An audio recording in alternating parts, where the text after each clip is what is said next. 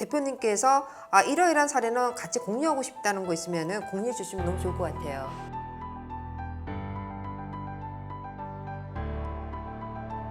자, 이 건물 같은 경우는요, 이제 송파구에 있는 건물입니다. 네. 저희가 작년에 상속 직전에 아주 급매물로 나와서요, 네. 21억에 매입을 했어요. 21억에. 네, 와. 매입을 해서 제가 잔금을 치르고 바로 한 달 있다가 27억 1천만 원에 재매각을 했습니다. 네. 그래서 차익에 6억 1천만 원의 차익을 남겼고요. 그래서 법인을 세워서 18명이서 투자를 했는데요. 그 수익을 계산을 해보면은요, 가장 적게 투자한 사람은 1천만 원부터 2억까지 투자한 사람들이 있습니다. 네. 1천만 원 투자한 사람은 한 550 정도가 남았고, 네. 그리고 5천만 원 투자한 사람은 한 2,700 정도가 남았고요. 1억을 투자한 사람은 뭐 5,500, 네. 2억을 투자한 사람은 한 1억 1천만 원 정도의 세전으로 수익을 가져갈 수가 있었습니다. 와. 그런데 지금 이 18명이서 투자를 했잖아요. 네. 근데 여기에서 제가 카톡방을 개설해서 이제 투자금을 모아서 했는데 제가 지금까지도 여기에서 반은요, 얼굴도 모르는 사람들입니다. 와. 예, 그래서 네. 매물 올리고 투자금 모아서 입금하고 법인 네. 세워서 나중에 이제 매각해서 정산하고 다 해산했습니다. 네. 네.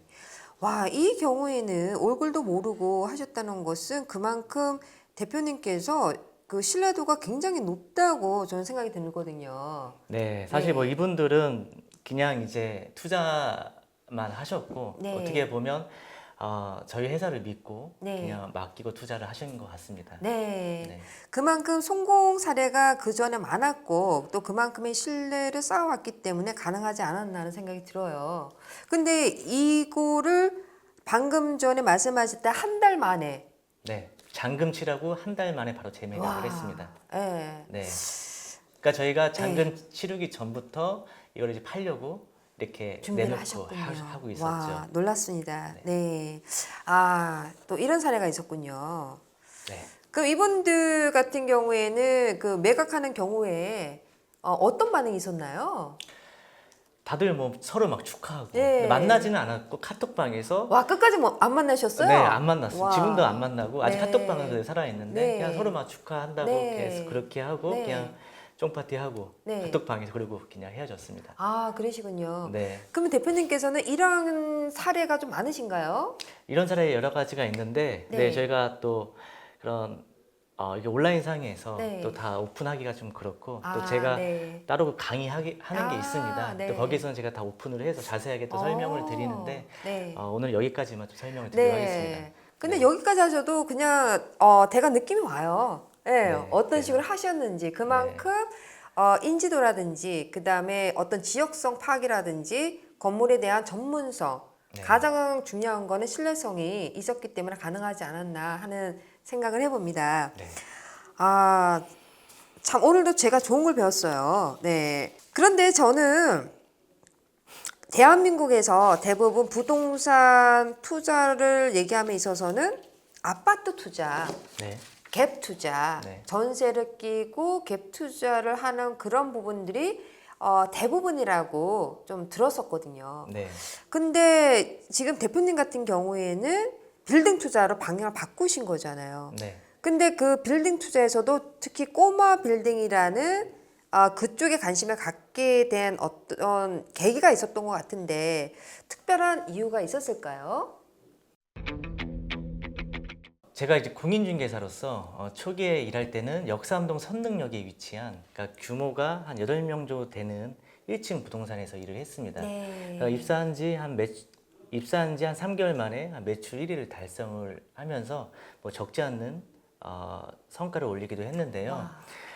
그런데 저는 여기에 좀 만족할 수가 없어서 중개사로서 좀 더 큰 꿈을 갖고 좀 큰 시장에 도전하고 싶었습니다.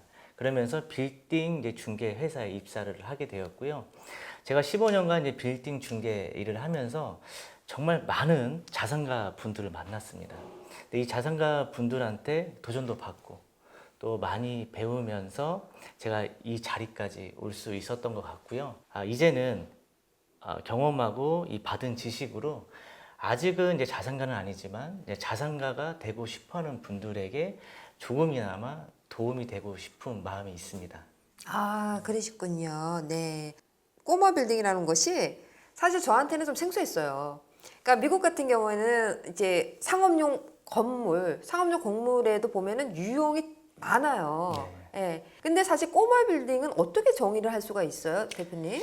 예전에는 이제 금액이 많이 안 올라갈 때는 한 2, 30억짜리 이런 거를 꼬마 빌딩이라고 했어요. 아. 금액적인 부분에서. 네. 근데 지금은 이제 금액이 많이 올라갔기 때문에 한 50억 미만이 꼬마 빌딩이라고 얘기를 합니다. 아, 그러면 층수의 관계는 없고 금액으로 그렇게 얘기를 그렇습니다. 하는 거군요. 네. 네, 이제 이해했습니다. 네. 그러면 현재 한국 꼬마 빌딩 부동산의 전망에 대해서 어떻게 네. 생각하고 계세요? 작년 초까지는 호황기였잖아요. 그때는요, 사실 서울에 투자하신 분들이라면은요, 그러니까 적당한 거 투자하신 분들이라면 누구나 다 돈을 벌 수가 있었습니다. 그런데 이제는요, 정말 신중하게 투자 타이밍을 기다리셔야 돼요. 지금 이제 나라에서 정한 공시지가가 있습니다. 현재 이 공시지가가 1, 2년 전의 수준으로 떨어졌어요. 그러니까 이 얘기는 뭐냐면 시세가 1, 2년 전으로 떨어졌다는 거예요. 그러니까 만약에 지금 매입을 해야 한다는 고객이라면 1, 2년 전에 시세로 사야 되는 게 맞는 거죠. 그래서 지금 만약에 금리가 이게 떨어지지 않고 계속 올라간다면 사실 빌딩 가격이 더 떨어질 수가 있어요. 그러면은 그때는 1, 2년이 아니라 2, 3년 시세로 빌딩을 구입해야 되는 게 맞는 거겠죠. 네, 그렇군요. 네. 그러면은 앞으로는 꼬마 빌딩에 대한 어떤 투자적인 견해로서는 당분간은 좀 더 기다려라. 네. 그리고 한 2, 3년 정도 기다려서 타이밍을 보고 그때 가서 투자 전략을 세워서 꼬마 빌딩에 투자하는 거를 선호한다. 이렇게 말씀할 수 있나요? 지금 만약에 투자를 하게 되면 나쁘진 않다고 봅니다. 네. 예, 저는 그러니까 어차피 금리가 내년 초쯤에 되면 조금씩 떨어질 거라고 네, 보거든요. 네. 그러면 그 금리가 떨어지는 것만큼 그 거래량도 조금씩 이제 올라갈 거로 보거든요. 네. 그래서 만약에 지금 정말 좋은 매물들 그리고 대신에 좀 입지가 좋아야 되겠죠. 예전처럼 막 아무데나 싸다고 좋아서 사는 게 아니라 입지가 좋고 정말 뭐 1, 2년, 2, 3년 전의 시세로 그런 나온 매물이 있다면 지금 사도 저는 괜찮다고 보여집니다. 아, 그렇군요. 네. 그 요즘에 그 한국에서 투자하시는 분들께서 대부분 많이 언급하시는 게 뭐냐면은 세금이 너무 과중하다.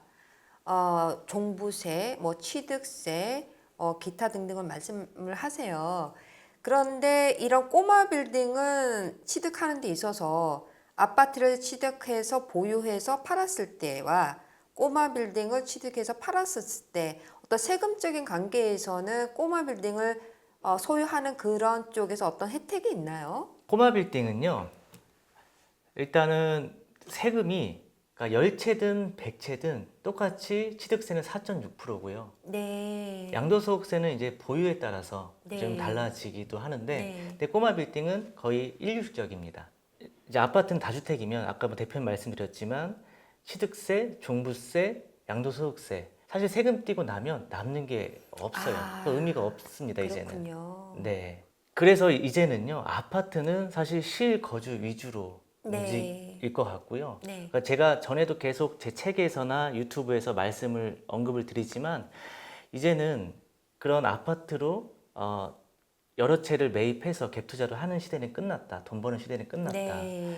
그래서 이제는 실거주 위주로 움직일 것이고 네. 아니면 1가구 1주택으로만 네. 운영이 될 것이다. 최근에 이제 작년에 어느 60대 여성분이요.